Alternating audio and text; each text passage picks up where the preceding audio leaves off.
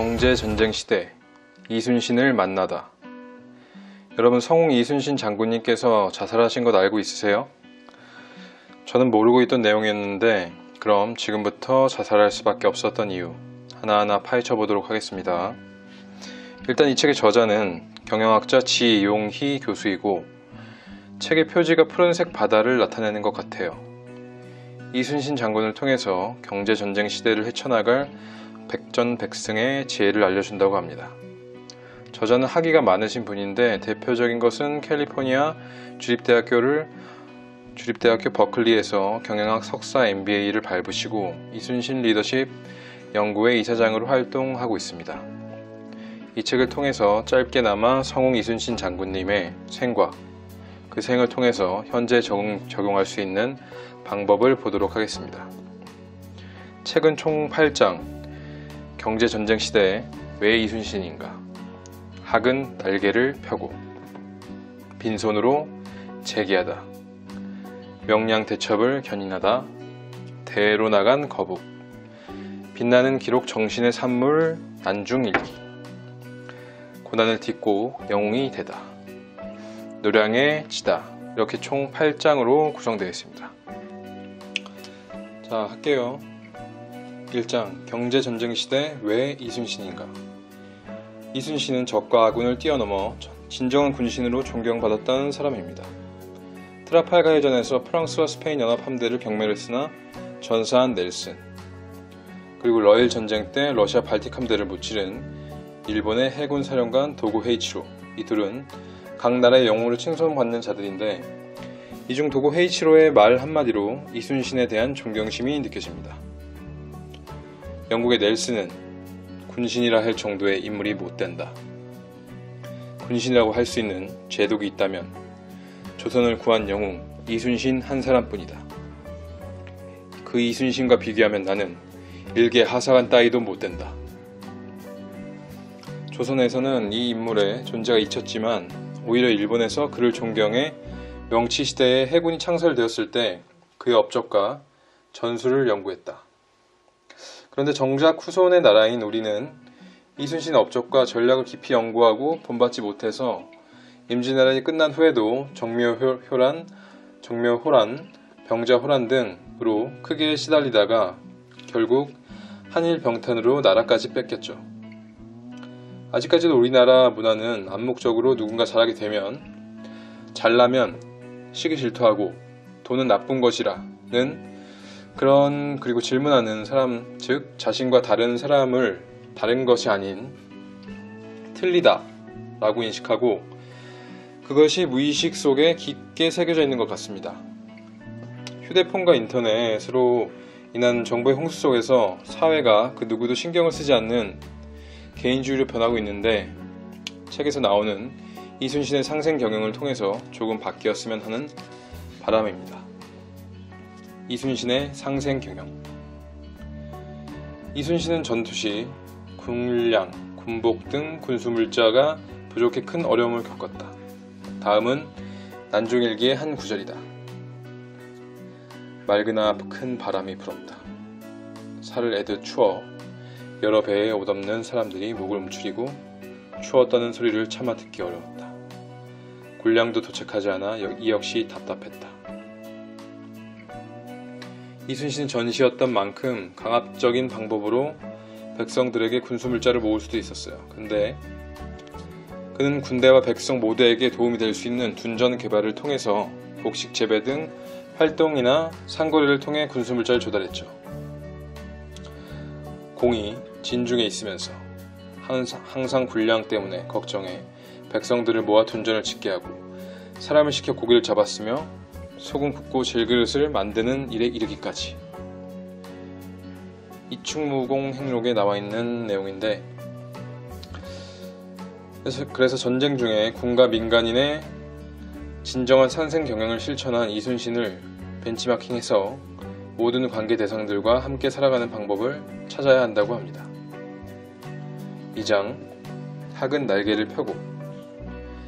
임진왜란을 일으킨 일본은 승승장구했고, 조선의 왕 성조는 국경까지 도망갔어요. 그러나 육지에서만 그러했죠. 바다에선 사정이 달랐습니다. 이순신이 이끄는 조선 수군은 일본 수군의 연전연승을 거뒀고 당황한 도요토미 히데요시는 일본의 최정예 부대를 보내며 이순신을 없애려 하였지만 실패했고, 이후 이순신이 지휘하는 조선 수군과는 전투를 하지 말라고 명령을 내렸어요. 이처럼 한산대첩 이후 이순신은 제해권을 확보해서 수직 병진책을 좌절시켰죠. 그래서 한산도는 우리 역사와 장군에게 특별한 곳이에요. 장군은 한산도에서 1340일 동안에 조선의 바다를 지켜냈죠. 그리고 수로와 활터, 재승당 등 장군과 관련된 수많은 유적들이 있어요. 참고로 재승당은 상도 수군의 본영으로서 이순신 장군님이 거처하면서 상도 수군 지휘 및 군량을 비축하고 부기를 만들었던 곳입니다. 조선의 모든 수군을 지휘하는 삼도 수군 통제사 이순신은 한산도 통제영에 전진 기지를 설치하고 지금의 재승당 자리에 운주당이라는 건물을 세웠어요. 운주란 모든 계획을 세운다는 뜻으로 일종의 작전 상황실과 같은 곳이었죠. 1592년 7월 8일 한산 앞바다. 임진왜란이 일어난 지 석 달 남짓, 조류를 탄 조선 수군 판옥선 5-6척이 바람처럼 달리고 있었다. 그들이 향하는 곳은 견내량, 지금은 거제대교가 놓인 그 좁은 물길이었다. 당시 견내량에는 대규모 일본 수군이 정박하고 있었다. 불의의 습격을 당한 일본 수군은 잠시 당황했으나 곧 전열을 정비하고 반격에 나섰다. 조선 수군은 밀리기 시작했다. 어디선가 퇴각 북소리가 울렸다. 조선 수군이 퇴각하는 모습을 보는 일본 수군은 기세를 올렸다. 총사령관 마키사카 야스하루는 원래 수군이 아니고 이천의 군사로 6만이 넘는 조선군을 무찌른 육군의 성봉장이었다. 도요토미가 특별히 격려한 전투였다. 조선의 전선은 죽을 힘을 다해 도망가고 있었다. 마키사카는 모든 함대의 전선력으로 추격할 것을 명령했다. 이순신은 심호흡을 했다. 저들은 걸려들고 있는가? 장군은 동요하지 말 것을 명했다. 외선이 보이면 먼저 흥분하는 군사들이 있었기 때문이다. 명령이 떨어질 때까지 절대로 움직이지 말고 태산같이 버텨라. 신호가 울렸다. 동시에 우치적 이운용의 전선이 장군의 눈앞을 지나갔다. 장군과 우리 수군은 매복을 하고 있었다. 아군 전선이 지나가자 곧 전선의 성봉대가 눈앞에 나타났다. 적의 선봉대가 자신들의 옆구리를 노리는 조선의 전선을 발견한 것이다. 그러나 이미 때는 늦었다. 일본 함대는 오롯이 그 진안에 갇혔다. 한산 앞바다에 학 한 마리가 날개를 넓게 펼쳐 적선을 품에 안았다. 오로지 거북선만이 적의 선단 가운데에 휘젓고 다니며 근접 공격을 했다.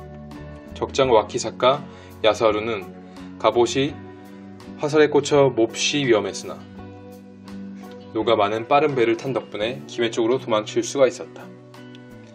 1만 명으로 시작해서 1000명만이 생존하지 못했던 참혹했던 전투였다. 이후 도요토미는 조선 수군과 싸우지 말라는 명령을 내렸던 것이다. 새로운 개념의 해전, 하객징법의 완성이었다. 이렇게 이길 수 있었던 이유를 책에서는 이야기해주는데, 이길 수 있는 조건을 만든다. 선승구전이라는 말이 있어요. 미리 이겨놓고 나온 후에 싸운다라는 뜻인데, 이순신은 전라자수서로 부임하자마자 관할 지역의 지형과 조류를 조사했고, 또 전투 시 기묘하게 이용할 수 있는 요충지를 파악하는 데 힘을 기울였으며, 필요한 곳에는 수중의 장애물을 설치하기도 했죠. 이렇듯 이순신은 이길 수 있는 조건을 만들기 위해서 혼신의 노력을 기울였어요. 이처럼 경제전쟁에서도 승리하려면 이길 수 있는 조건을 만들어야 한다고 합니다. 정보 수집과 분석은 물론 자신의 강점을 최대한 활용할 수 있는 경제 전략을 수립하고, 경제전쟁에서 승리하기 위해 꼭 필요한 능력 그리고 기민성을 갖추어야 한다고 해요. 그리고 끊임없는 개선과 혁신으로 지속적으로 점검해야 한다고 합니다. 책에서는 워렌 버핏의 투자 원칙에 대해서도 이야기해 주는데, 첫째, 돈을 잃지 않는다. 둘째, 첫 번째 원칙을 절대로 잊지 않는다. 이 두 가지 투자 원칙이 있어요. 이게 말은 쉬워 보이지만 인간의 심리 특성상 매우 어려운 일입니다. 왜냐하면 대부분의 사람들은 군중 심리에 따라 주식을 자주 샀다 팔았다 하는데, 이 결과 돈을 버는 경우도 있겠지만 대부분이 손해를 본다고 하죠.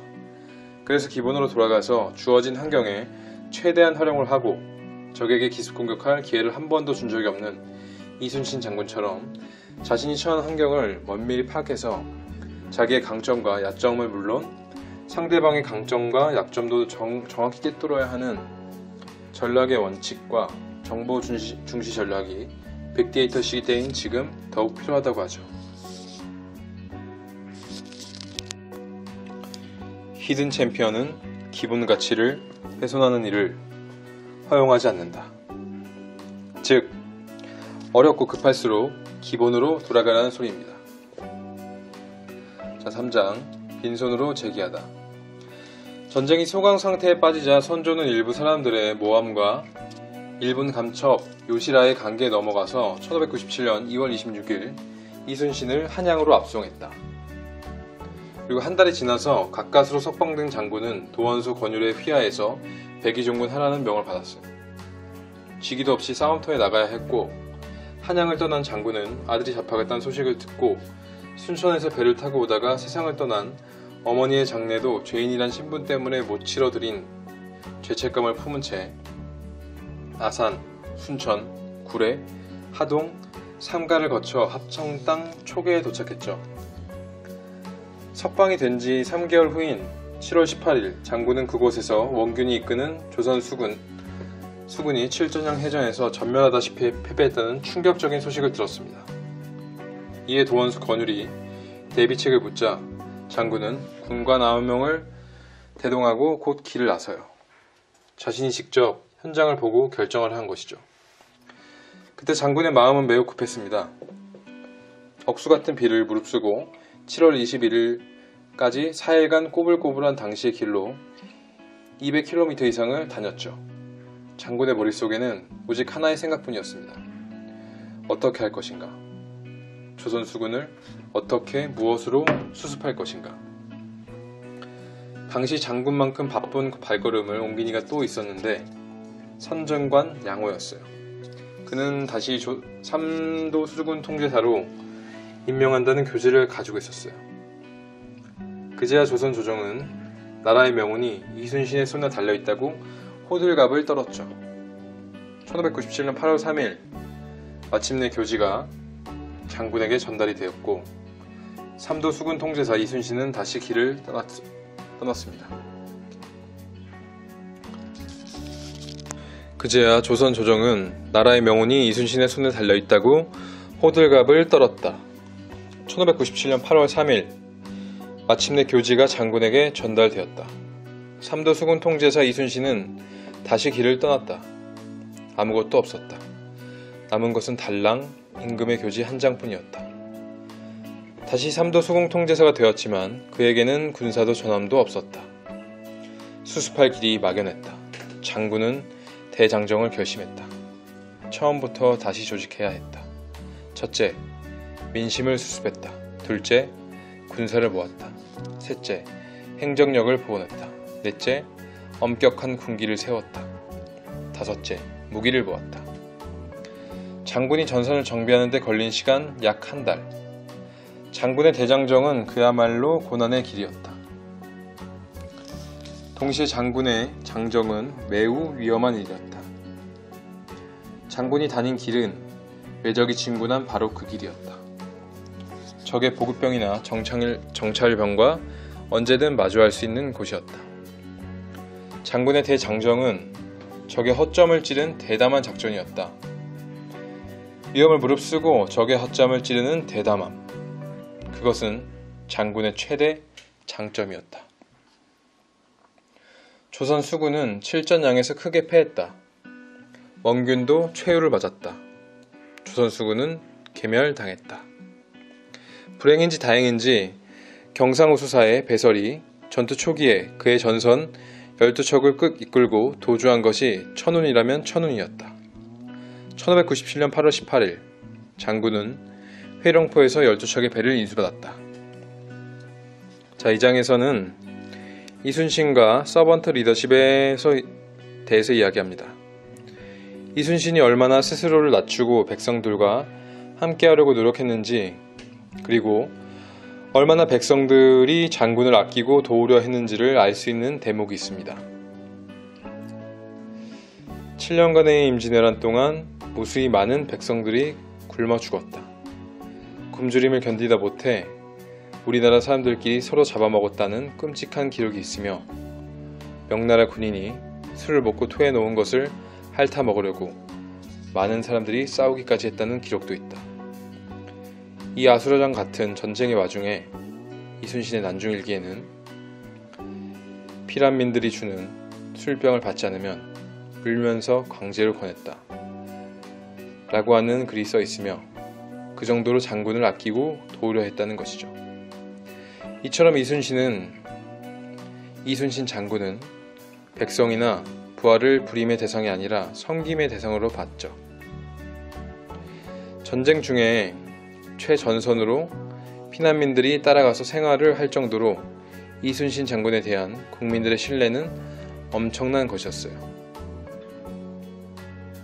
자, 4장 명량대첩의 승리를 견인하다. 진도 쪽에는 명량을 한눈에 내려다볼 수 있는 전망대가 있다. 전망대 위에 서면 운사방이 한눈에 들어온다. 그날 적들은 어란포 앞바다에서 출동해 저 바다를 새까맣게 물들이면서 쳐들어왔다. 그날 이 자리에서 망을 보던 조선 수군은 어떤 생각을 했을까? 바다를 가득 메우며 몰려오는 외적과 고작 13척 뿐인 장군의 수군을 바라보면서 조선의 백성들은 얼마나 두려웠을까? 그리고 장군은 또 얼마나 노심초사했을까? 과연 장군은 13척의 배로 200척의 이상의 전선을 어떻게 막아낼 수 있다고 믿었을까? 여러분, 글로만 봐도 뭔가 답답한 상황이 아닐 수가 없는데, 여러분들도 이 답답한 상황이 느껴지시나요? 안 느껴지신다면 안타까운 거고, 꼭 느낄 수 있게 자신을 만들어 가시길 바랍니다.